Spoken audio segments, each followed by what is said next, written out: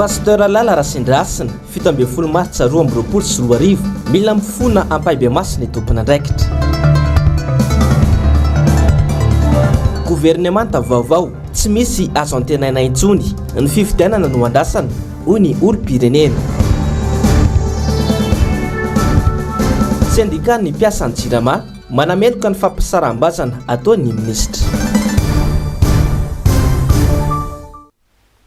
Ankafaliana sy ampitiavana indray tompoko lahy sy tompoko vavy no iarabakanao amin'ity hariva ity tonga sondrianao atao anatin'ny fampalalam-baovao ny fahitalavitry ny MBS ako manasanao ampanajana sy ampitiavana tenako anaraka ny vaovao hatramin'ny farany. Mbola tsy nandray ny vola tokony hosotrahana hatreto ireo vacataires non fonctionnaires izay mpikirakira lazadana BEPC sy CPE manamafy ny fisiny ny fanodikodinana ny volany izy ireo ary milaza ny ampiakatra ny raharaha eny anivon'ny tompon'andraikitra maefa izany. Anjavandre maefa tahirinena. Akoatra ny karama mbola tsy voalohany fanjakana izay tokony hosotrahana reto vacataires non fonctionnaires ireto.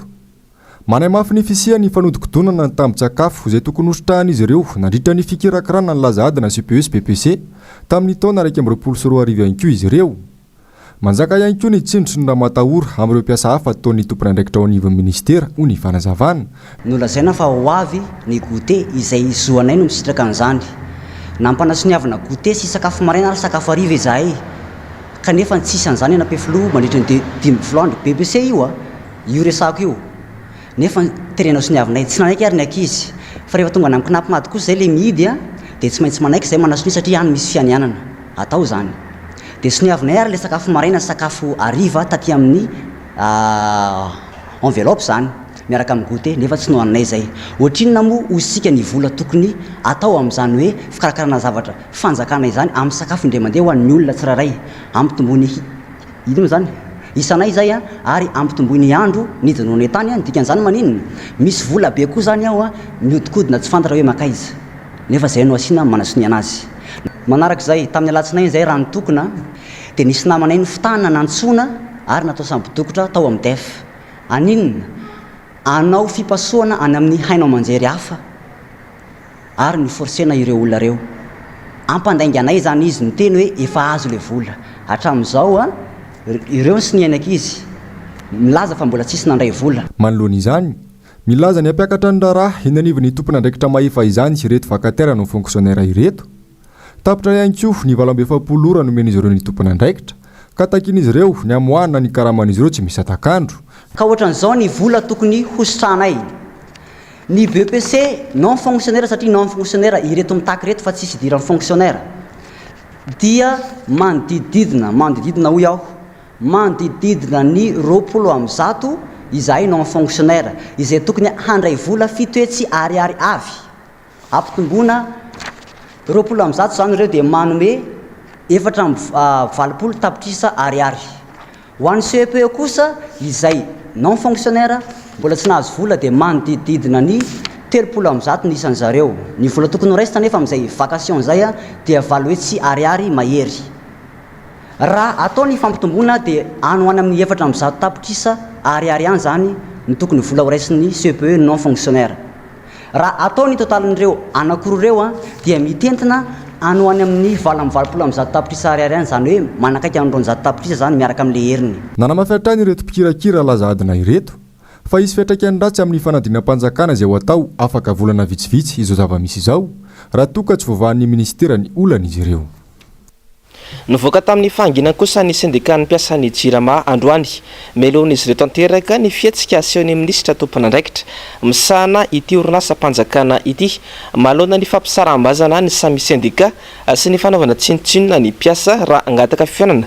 tamin'izy ireo hitadiavam-baolana anatsarana ny tontolon'ny asa. Ando miaratiana Mateo Prince. Mianjandroany tady eo amin'ireo syndicat-ny mpiasan'ny JIRAMA sy ny ministra tompon'andraikitra amin'izao fotoana izao. Nampiaka-peo ny syndicat manoloana ny fihetsika tsy mendrika asehon'ity ministra ity manoloana ny mpiasa izay adikan'izy ireo tsy fanajana fanaovana tsinotsinona ny mpiasa sy fampisaram-bazana ny syndicat eo anivony ity orinasa-mpanjakana ity. Tsy mijoro ray aman-dreny mihaino ny rehetra fa kosa manavakavaka ny mpiray asa. Maro ireo lafin-javatra mila ifampiresahana anatsarana ny fitampanana ny JIRAMA izay angatan'izy ireo fionana tamin'ny ministra saingy tsy nirarahiny ary tsy nasiany valiny akory. izy ireo indray aza nylazaina fa manao osika. Syndicat tsy mandainga ary zay tsy mpamitaka mpiasa ary tsy mamitaka vahoaka fa maninona ny ministre ny finance ny antso anay tamin'ny alalan'ity taratasy ity tamin'ny alalan'ny dirikabiny ko maninona ny ministère ny énergie milaza fa tsy naharain'ilay taratasy nefa ny ray andro misy fitomboka menamena reo ary anao fiaonana angataka fiaonana ministre ve zay dia tokony anao osika zay tsy miady aman'olona zay tsy mpanao politika fa zay miady amin'ny tsy ara-dalàna miady amin'ny tsy rariny miady amin'ny tsindry azolena ary miady amin'ny tsy maty manota everinay ho tsy rariny io zavatra ataon'ny ministre io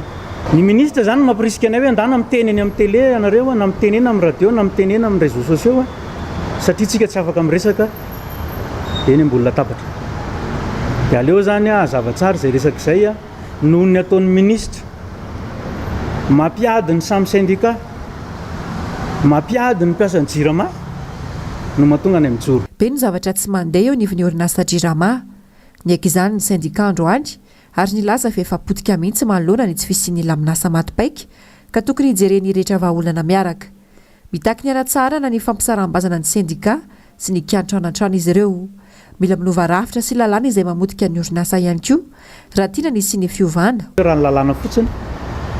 dia efa mamotika ny jirama misy lafin-javatra be dehibe io rehefa miteny moa zahay dia hoe misy andraikitra maro iandrasana amintsika menakavy manana andraikitra lehibe amin'io ny fanjakana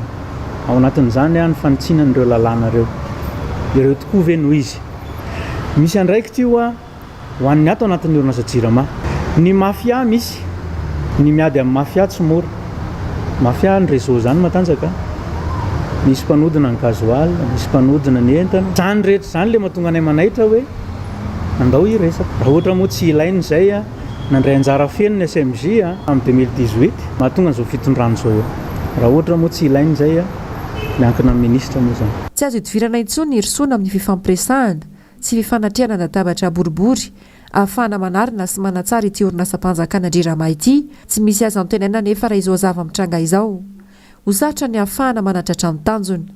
miara-mahita raha teo ny rehetra fa efa tena miatraika any amin'nisan'ny tokantrano ny fitantanana tsy mahomby raha eo amin'ny lafi ny fitsinjarana ny herinaratra sy ny rano no asiany teny ny pejy ny toekarena dia tsy sasatra mamerina ireo mpahay toekarena fa ny famoronana orinasa sy fanomezana asa ny tanora ihany no tena vahaolana ivoana amin'ny krizy eto Madagasikara tsy mbola mamaika ny mpitondra fanjakana nefa izany raha ny zava-misy ankehitriny no jerena raha vorazafy mahina sy toky ramarila mbola sarotra ho any Madagasikara ny voaka vetivety anatin'ny krizy ara-toekarena ho ireo manam-pahaizana tsy azo everina ao anatin'ny fotoana fohy ny angany toekarena ato anatiny noho izany eo ny fahavoazana amin'ny sehatra iraisam-pirenena vokatry ny Covid-19 fa mbola manampitrotraka izany ihany koa ny tsy fahaizan'ny fanjakana malagasy mijery ireo tena laharam-pahamehana ary miaina ireo mpandrarà izay milaza mahita vahaolana antso anevitra ihany ny ankamaroan'ireo fangatahana fifampiresahana toy ny fanairana nataon'ireo fivondrona be ny mpandrarà sy orinasa eto an-toerana aleon'ny tompony andraiky mpanjakana aloha manova minisitra izay tsy hitondra vahaolana akory olana mipetraka ary mila vana nefa tsy fananana asa ny resaka fahasalamana ny fampianarana ary indrindra fa miamitombo ireo mahantra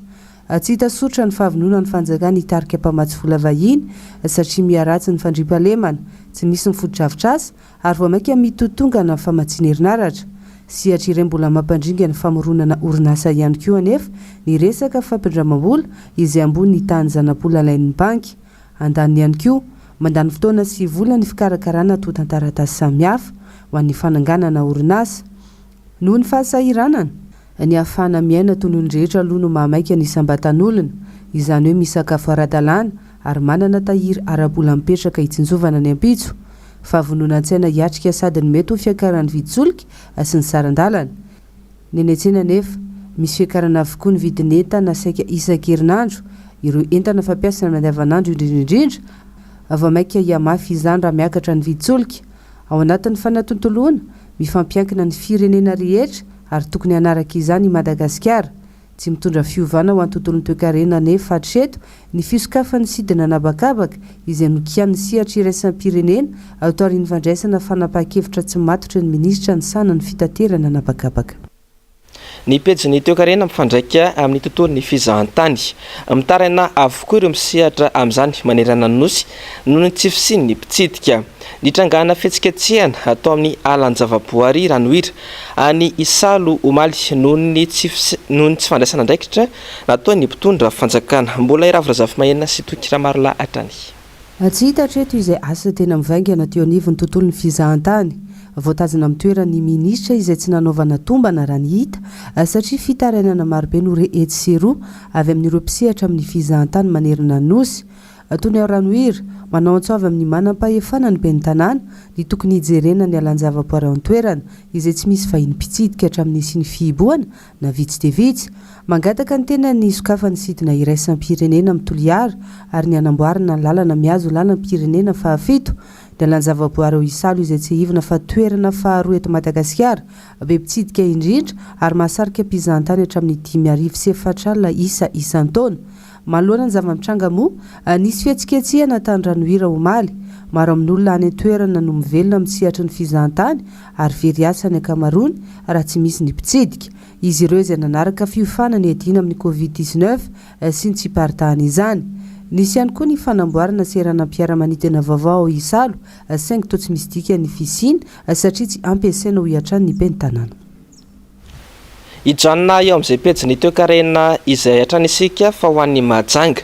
miakabidy ihany koa ny vidin'ny legioma any an-toerana ankoatran'ireo entana hafa ilaina amin'ny andavanandro sahirana ny mpanjifa noho izany tsy afa-manoatra nefa ny tatsaha amin'ny alafon'ny vidim-piainana ka voatery mampiakatra ny vidin'ireo vokatra miakatra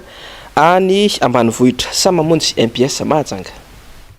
tsy ny PPN ihany no tanam-pahakarana eto Mahajanga fa hatramin'ny legioma mihitsy azy valonjato sy arivo ka hatramin'ny 2,000 izy amin'izao fotoana izao raha ohatra ka 10,000 ka hatramin'ny 2,000 izany teo aloha maro ny olona sedrainy mahatonga ny zona mampiakatra entana eo aloha ny vidina ny ambanivohitra mihitsy izay miakatra indrindra ihany koa ny vidiny zesibazaa itsendany ny fitondrana izany etỳ Mahajanga ka voatery tsy maintsy mampiakatra amin'ny vidiny izy ireo mba afan'izy ireo makakily an'izany legioma izany vokatr'izay nefa dia tsy misy mpividy ary tsy misy mpanontany mihitsy indraindray satria lasa ny amin'ny felika avokoa ny vahoaka amin'ny Mahajanga mividy fa zara raha mividy legioma noho ny zay lafosany izay le vidim-piainana zany miakatra be le zesibazaa miakatra be le amin'le nitantsahana azy any taloha zesibazaa raha etsy ny gony zao tafakatra 5 alina sy 2 etsy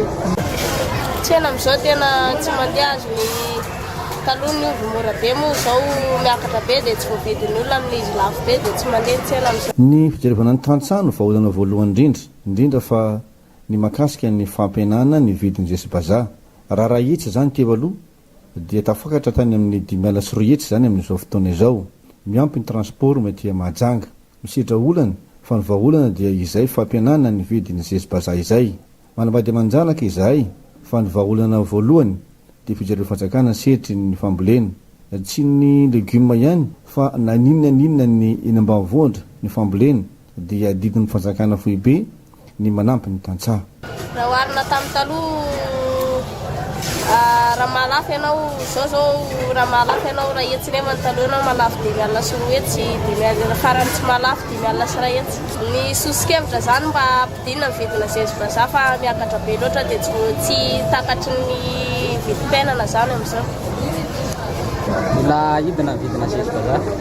tena zao tena mangina be ny tsena fa tsy zakan'le olona le vidin'le legioma lafo loatra nambanivohatra miakatra be nefa vidiny angalana azy vokany hatramin'izao dia tsara ny jery an'izany tantsaha izany ny fanjakana malagasy amin'izao fotoana izao fa variana mangorokarena fotsiny tokony mijery sy manampy ny tantsaha ara-pitaovana sy araka ny zezika izy ireo mba ahafahany izy raha mamokatra bebe kokoa indrindra eo amin'ny setry ny fanamboaran-dalany ny vaovao tapatapany dia potika tanteraka ny ala any amin'ny commune ambanivohitra Ambia district any Mahabo faritra Menabe fatra rovana ao amin'ny ala be malaky sy alamena no misy izany ala potika izany efa maro moa ireo olona tomponantoka ny voasambotra ary magaga dia efa misy sady ihany koa nefa ireo efa navotsitra hektara ny velarana ala maisy potika any an-toerana ary biby mamborona maro no voatery ny ala tamin'ny toeram-ponenany. Marihana moa fa ny fanaovana tavy, volena katsaka, voanjo sy mangahazo, ny fanaovana sarbo ary ny fivarotana hazo no tena antony mapotika ny ala any an-toerana. Fa tsy mbola hita popoka kosa hatramin'ny androany ilay fiara golf miloko mena nandonana faty zazalahy kely iray 7 taona teny tsara sotra omaly tokony ho tamin'ny iray ora tolakandro rehefa niampita arabe tamin'ny lalambavao rehefa avy nianatra. Vokatry ny donana azo ihany koa dia tapaka ary manaraka fitsaboana any amin'ny hopitaly ny zandriny 7 taona. Voadona mafy tamin'ny loha moa ilay zokiny ka antony nafaty azy. Marihana fa tsy nijanona ilay fiara nandona fa nitsoaka fa fiara sendra nandalo no nitondra ireo niarambona tany amin'ny hopitaly. Miantso ilana vandoza itolo tena avy hatramo ny fianakaviana. Ny vaovao maresaka iraisam-pirenena dia nitrangana rororon-tany mahery tany amin'ny faritra avaratra atsinana ny Japon omaly alina. Betsaka ny fahasimbana vokatra izany ary dia efa nanomboka nanadio moa androany ireo mponina any an-toerana. Ravy Razafy Mahenina sy Toky Ramarla. Fito faingo efatra eo mahatrefiny Richter ny tanjak'ilay hororon-tany alina tany avaratra atsinana ny Japon. Olona efatra farafahakely no namony ainy ary 20 ireo naratra araka ny tatra vonjimaika avy tamin'ny mpitondra teny ny governemanta. Trano maro no nianjera vokatra izany, nisy ihany koa ny lalana niotsaka sy fahasimbana maro hafa. Efa nisy mony famondrana ireo trabony any amin'ny toerana voatokana. Tokantrano manodidina ny 2,000 isa no tsy nisy herinaratra nanomboka androany. Azo lazaina ho tsy goavana ny fahavoazana ho ny tompona andraikitra raha oharina tamin'ny hororon-tany tany amin'ny departemanta ny Fukushima sy Miyagi. Araka ny fanazavana nentin'ny JMA izay amsahana ny fanaraha-mason'ny tany sy ny toetry ny andro tany amin'ny 10 kilometatra ambany ny Océan Pacifique manakaiky ny departemanta ny Fukushima no nisy ny ivony. Toerana izay nisy fitaovana ara-nokleary potika vokatry ny fisiana tsunami ny 12 Martsa 2022. Nilaza moa ny JMA ho mailo hatrany amin'ny fiakaran'ny ranomasina sy ny mety hitombohan'ny hororon-tany ho mafimafy kokoa.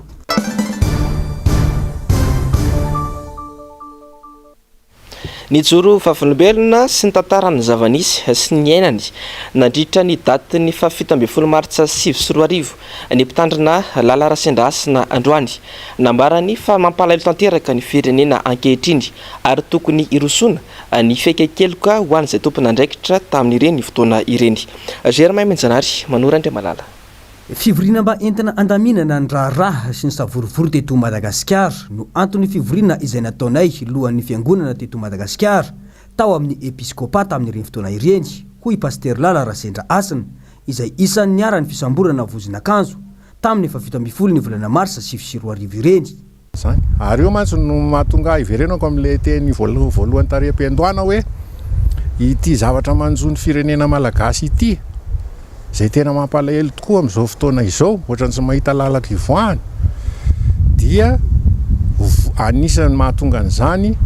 ireny toe-javatra zay natao tamin'ny fiangonana mba tsy ilazako be loatra hoe atao tamin'ny olona izay voafidy, olona izay voatendry, olona izay voantson'Andriamanitra eo amin'ny andraikitra. Zay mantsy ny zava-doza amin'ilay izy satria Andriamanitra nge izay ny finoan'ny kristianina ary fampianarany soratra masina dia mamaly ny eloko ny ray amin'ny zanaka. Zay le zava-doza amin'ilay izy. Ka nefa na dia eo azy zany izy dia tsy mitahiry fahadezerana fa raha ohatra ny olona miala amin'izay mety ho faratsiny dia miova Andriamanitra ary zay Andriamanitra mpamindra fo ao amin'i Jesosy Kristy ary soa ihany fa misy an'izay. Kanefa matoantsika mbola tahaka zao dia veriko fa vokatry ny olona izay nanao ratsy tamin'izany fotoana izany ary tsy mety miaika pahabe maso ny faratsiana sy ny tsy mety izay nataony tamin'ny olona izay voantso, ny olona izay voatendry, ny olona izay voafidin'Andriamanitra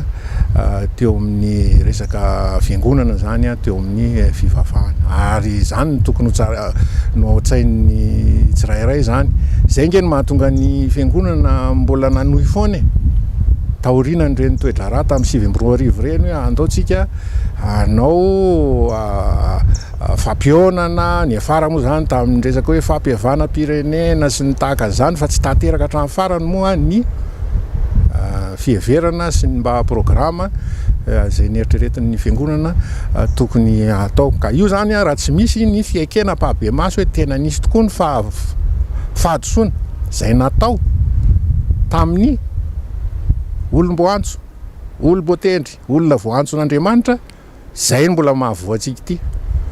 zay ny mbola mahavoatsika ity misy matsiny olona miteny hoe tsy ilaina ntsony zany fampiavanana zany tsy ilaina ntsony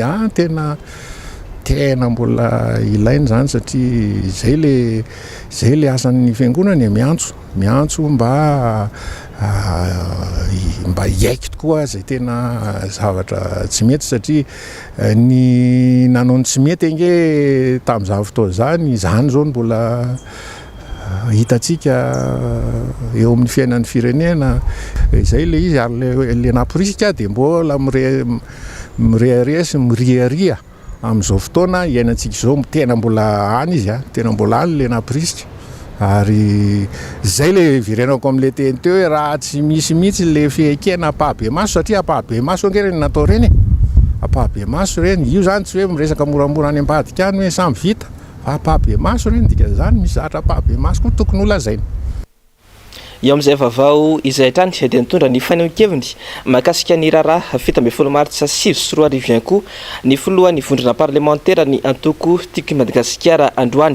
13 taona nametrahany filoha Marc Ravalomanana ny fitantanana ny firenena vokatry ny fanonganam-panjakana izay nataony Andry Rajoelina atafita ave zany Madagasikara ary milamina ave ny malagasy amin'izao fotoana izao mbola Germain Menjanary sy Manora Andriamalala hatrany 13 taona katrokato izao nanaovan'ny Rajoelina sy ny ekipan'ny fanonganam-panjakana tamin'ny taona 2024 nampiasaina natao fitaovana ny tafika mba hakana vahefana vokany iray alina ariary ny iray litatra sy tapany amin'ny menaka ankehitriny 700 ariary ny kapoka amin'ny vary tsy mamokatra ny tantsaha fa manafatra no atao isan-taona 700 ariary ny singany amin'ny savony vary tapaky ny madiko sy menaka 3 kapsily no zaraina ho an'ny vahoaka sy mba sipotika avokoa ny ankamaroany lalam-pirenena manjavona ny vola fanampiana ho an'ny Covid-19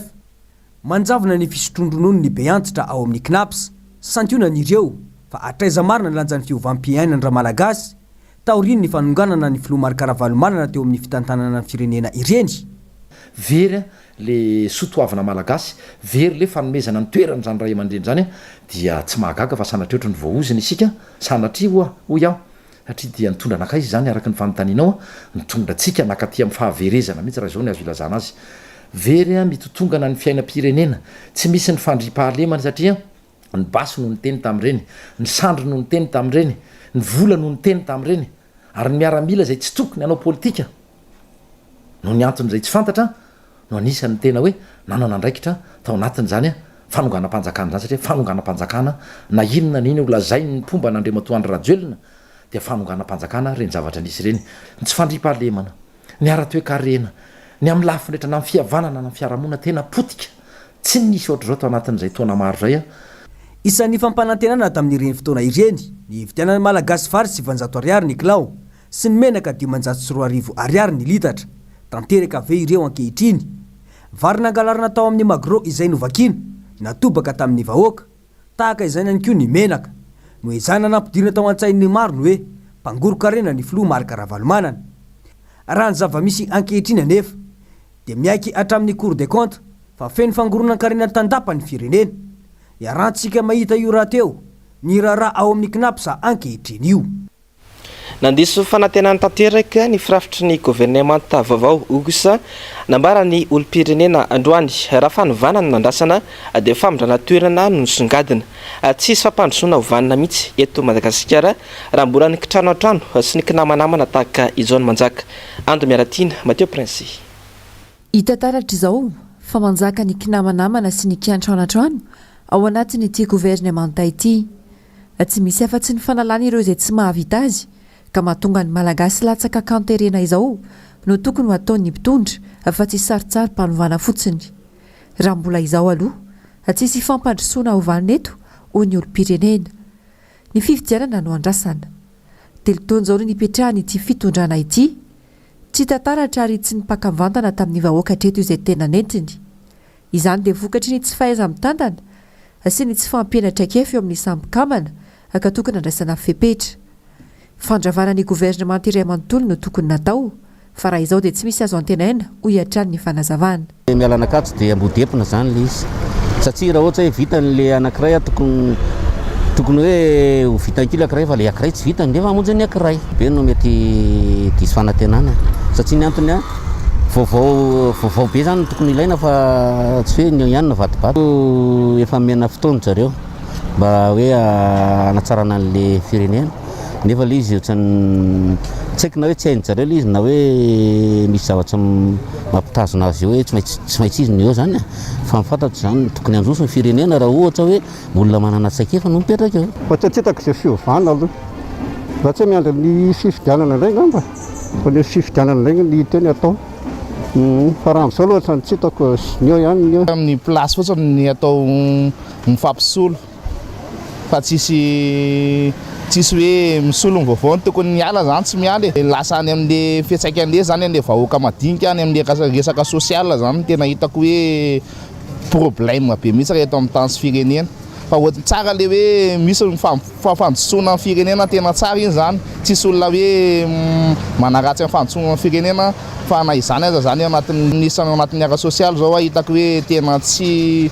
tonga aty aminay fiatsaikany aty aminay vahoaka madinika mihitsy le izy. Jereo le sosialy bahoaka dia mba asoro izay tokony asorona fa azasiana resaka hoe hena masony resaka hoe resaka plasy fotsiny dia fanovaina an'le izy. Olom-baovao ny olom-baovao nefa tsisy mihitsy fa ny olona ny ao ambadika ny rangory ihany ny ao aminazy eo fa tsisy ny vaovao dia mafy zany le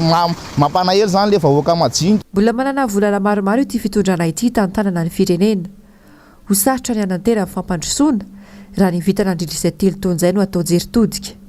Fa mpanantenana maro no nilokalokana tamin'ny vahoaka, saingy maro no tsy tanteraka. Vao maika aza na mitondra faisan'andra malagasy, milomano tanteraka anatin'ny fahantrana ankehitriny. Saika mitovy avokoa moa ny faneho-kevitr' mpanao politika tafaresaka tamin'ny mpanao gazetinay androany mikasika an'izay governemanta vaovao izay hitantaratra trany hoy izy ireo fanjakany kitrano trano tanteraka ny fitantanana ny firenena ankehitriny, tsy ny homana hitondra ny firenena ny filoha ankehitriny ka tsy misy intsony ny fanantenana raha ny resaka fampandrosoana ho an'ny Madagasikara no resahana. Anjavandre Maefa sy Tahirinena. Natao andemetsaina ny vahoaka malagasy fotsiny ny fanovana ny governemanta izay natao maliny hoy ny avy eo anivony antokotrika androany. Raha nojerena tokoa mantsy io firafitry ny governemanta amin'izao io dia nitota ihany no navadibadika. Mbola hitasitazana ao avokoa ireo minisitra voaroroy tamin'ny raramafana teto amin'ny firenena. Ao ihany koa ireo minisitra izay efa nahazo fanankianana mivaivay kanefa mbola voatazona ho andapa-hianatra amin'izao. Misy amin'ireo minisitra vaovao voatendry azo no efa andrenesam-pio sahady fa fianakaviana akaiky ministra ny tanora sy ny fanatanjahantena Tinoko Roberto. Ity farany izay efa hita hotsina omby teo amin'ny ministera ny fitaterana sy ny famantarana ny toetry ny andro, saingy izao naverina tao amin'ny ministera ny fanatanjahantena izao indray. Zany mampametra-panontaniana ka mahatonga anay mametraka ny hoe tena efa manao ny fomba rehetrarehetra na izay le hoe provocation atezitra ny vahoaka malagasy zay lay mpitondra fanjakana, fa azo hitarafana ihany koa nefa zany hoe tsy manana élément zany na ekipa ilay filoham-pirenena hiara-hiasa aminy hanatanteraka le heveriny hoe vina na lay velirano 12 ka ozy zany notrikafo hoe tsy dia tena misy ninona loatra antenaina amin'ilay mpikambany governemanta vaovao satria manamafy zany le izy hoe misy zavadratsy mampifamatotra ny filoham-pirenena sy ireo le mpikambany governemanta vaovao ireo ka na dia misy ary olona efa hita zao hoe tsy navitany andraikiny tokony hoe sorona amin'ny toerana dia voatery tsy maintsy naverinao ihany. Tena me mafy orina tokoa le hoe fitondrana mafia zany le misy eto satria ny olona efa fatapoko fatapirenena nanodikodina ny pirenena ny olona efa hita fa tsy naomby zay no averina ao anatin'ilay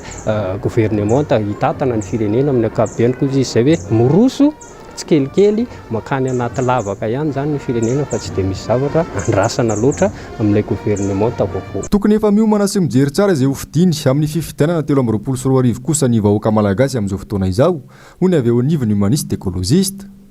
tsy misy antenana intsony mantsy raha ity fitondrana ity ho ny fanazavana ka ny lalam-panorenana mihitsy no ilaina fanovana ary ny vahoaka no tokony omena sehatra amin'izany. Inona ny tiana tenenina amin'ilay hoe manova lalam-panorenana tsy hoe manao référendum hoe eny satria fa asiana mihitsy fifidianana lalam-panorenana eto amin'ny tany sy ny firenena dia aleo ny vahoaka malagasy ny fidy lalam-panorenana mety aminy hoe ty état unitaire, état fédéral, province autonome sy ny karazany maro izay ataon'olona izay dia iny no entina mandeha amin'ny fifidianana dia misy le fitoniana. Nefa izay ny teneniko hoe miankina aminy izay satria izy zao mitondra ny tany sy ny firenena. Aminay dia tsisy olana na mbola eo ary izy jusqu'à fahataperan'ny mandany fa tokony mijery an'izay apaisement eto amin'ny firenena izay izy. Akoatra izay tsy maintsy miroso amin'ny fikona nasionaly ny hery-velona rehetra eto amin'ny firenena ho iatrany ny fanazavana. Tokony anaiky izany ny mpitondra raha tena tia tanindrazana tokoa satria efa lasaka lalina loatra ny firenena ankehitriny. Nanamafy ny teo anivon'ny vondrana parlementaire ny antoko tiky Madagasikara androany famitohy ny fanaovana fitsopam-pitokisana ho azy ireo. Miantso ny sombam-bahoaka tahaka azy ireo araka izany ny filohan'ny vondrana parlementaire tima androany mba iraina anavitra ny firenena. Mbola Germain Manjanary sy Manora Andriamalala hatrany. Miisa sivy ireo ministra notendrena ary nofoanana ny toeran'ny ministra lefitra roa. Miisa roa ireo ministra teo aloha naverina itazo ny toeran'ny ministera. Ny ministry ny rano izay ministry ny arenakibony tany teo aloha, ny ministry ny raharaham-bahiny izay ministry ny vola sy ny toe-karena teo aloha. Nisy ihany koa ireo ministra izay nafindra toerana toy ny ministry ny fanajariana ny tany izay ministry ny ati-tany sy fitsinjaram-pahefana teo aloha, ny ministry ny tanora sy ny fanatanjahantena izay ministry ny fitaterana sy ny famantarana ny toetry ny andro teo aloha. Zary kilalao tanteraka ny fitondrana ny firenena hoy ireo solombavam-bahoaka avy amin'ny antoko timy. Ministra efa tsy naomby ihany no aisaka etsero. Ministra tokony asorona efa ela mbola eo ihany. Ministra efa nesorona dia naverina ndray. Zay zany voalohany. Tsy manan'olona izy ary tsy mahatoky olona hafa intsony. Ny faharoa koa zany ao anatin'izay dia misy zavatra ny nampifamatotra tao. Zavatra ny rahana hafahafa tao. Dia matahotra analan'le ministra. Satria sao dia mivoaka daholo ny zavatra nafenina rehetra ao anatin'izany. Zay nataoko hoe lasa kilalao an-jaza ny fitondrana ny raharaham-pirenena eto Madagasikara. Ka aminay zany dia nahoaiza ny gouvernement izay misy amin'izao fotoana izao dia gouvernement tsy mahavaolana io. O gouvernement tsy mahavandry fahasananan'ny olona io sy ny fanotran'ny olona io. Gouvernement tsy ampena ny vidim-piainana izany io. Gouvernement tsy amiasa maritra ho an'ny olona izany io. Gouvernement tsy ampena ny fakturany jirama sy anafoana ny délestage. Tsy miova ny foto-kevitra sy ny fitakiana ho hatrany ny solombavam-bahoaka timy fa mitaky hatrany ny fitsipaham-pitokisana. Ny fanontaniana mipetraka ihany koa dia hoe makatoavy ny raisam-pirenena ve izao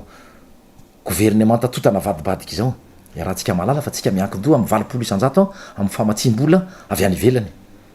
Dia io koa no mipetraka ny fanontaniana hoe ankatovy izy ireo.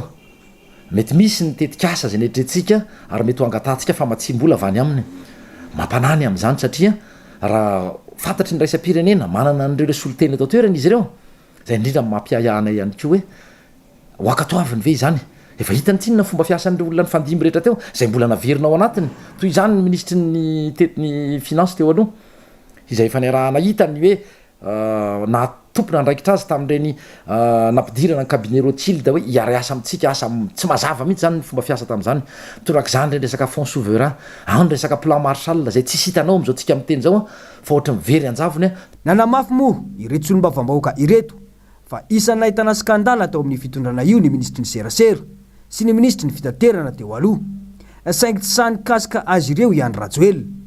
Tsy ireo ministra izay nisoloana ireo mihitsy no ratsinao tindrindra fa ny mpikamba ny gouvernemanta iray manontolo mihitsy eny fa hatramin'ny filoham-pirenena. Tsy nisy vokany ny asan'ireo ministra teo aloha kanefa zara ranovaina tamin'ny omaly raha nambarany fandarana miara-manonja androany fa ankoatr'izay dia noresana ihany koa ny momba ny refonte amin'ny lisy-pifidianana izay modidin'ny fanjakana tsita amin'izao fotoana izao. Fanetediana avy hatrany ary eo amindrindratsany Andry Rakotomalala. Efa tsy navaolana nandritra ny fito volana be izao ilay gouvernement teo aloha ilaintsangana tamin'ny volana aogositra 2024 kanefa dia mbola naveriny Andrajoelina hitondra indray tamin'ny androny omaly. Raha ho an'ny tontolon'ny fandrararana manokana izao dia hita ary azo tsapahitanana fa tena vao mainka naharary nandritra n'izay fito volana izay. Firiny asa ny forona, firiny indostria tafatsangana, firiny nkatona sy ny sisa ary manahoana ny fiainan'ireo indostria amin'izao fotoana izao eto Madagasikara. Izay inona ny antony mampikatona azy satria ahoana reny lazako azy atao mihitsy izay mampikatona ny eto tanàny. Eo ny resaka etra midangana, eo ny resaka fanasarotana ny fananganana orinasa sy ny sisa fa hoy mamerina hoe tsy misy miantraika any amin'ny andavanandro ny mponina. Ankoatr'izay dia omeo an'ny mpanohitra ny fahefana raha tsy vitan'ny mpitondra ny mitady vola entina anaovana ny fanovana manontolo ny lisam-pifidianana na ny refonta io kosa ny mpiatsehatra hafa. Zany lasa miasa mandanindany vola fotsiny amin'ny tsisy dikany tsika. Raha tsy mahita vola re tompoko miteneny omeo lalana mpanohitra fa mpanohitra mahita vola ikarakarana an'io. Zay miteneny zany tsy sarotra mitady vola raha anaovana fifidianana ara-pomba demokratika madio sy mangarahara raha tena andeha amin'izay. Ary zay no mahatonga ny mpanohitra ny mitaky ankehitriny hoe andora angamba hanao feonam-be mba hifampidinika tsy io ihany ange nodinihany. Maro ane ny olana misy eto amin'ny firenena. Ny firenena ane na ny mpitondra rehefa mikaikaika aminy hoe misy miketriketrika adiboky hoe misy manaitaitra adiboky hoe misy tsy mifanaraka atsy hoe bedalo atsy hoe mitaky ny esan'ny CFM fampiavana-pirenena. Fa fampiavana-pirenena tsy miasa no takina hiasa olona efa niasa teo nandritra fotoana maro. Ny fandarana miara-manonja moa dia arahinao eto amin'ny MBS sy ny tambajotra tserasera ny MBS ary ny Radio Mada isan'andro ankoatra ny sabotsy sy ny alahady manomboka amin'ny 7 sy sasany. Ny fandarana Global News avy hatrany no arahinao ary izao fampalalam-baovao izao ary izay kosa ny fandarana ahona marina ary ny ronan-tsary mitondra ny lohateny hoe Sky 8 no arahinao ary izay fandarana anankiroa izay ny sampana fampalalam-baovao dia misotranao nanaraka ny vaovao hatramin'ny farany ary mametraka ny veloma mandrapitafa ho amin'ny rampitso indray sy tompoko lahy sy tompoko vavy. Venao tompoko.